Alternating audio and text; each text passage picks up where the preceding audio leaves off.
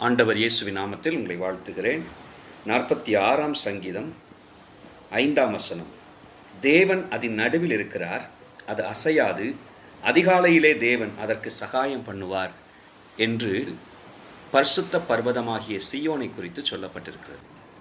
தேவன் அந்த பரிசுத்த நகரத்தின் நடுவில் வாசம் பண்ணுவதுதான் அதனுடைய மிகச் சிறப்பான ஒரு காரியம். இந்த காலை அவருடைய பிள்ளைகளாகிய நம் நடுவில் தேவன் வாசம் பண்ணுகிறார்.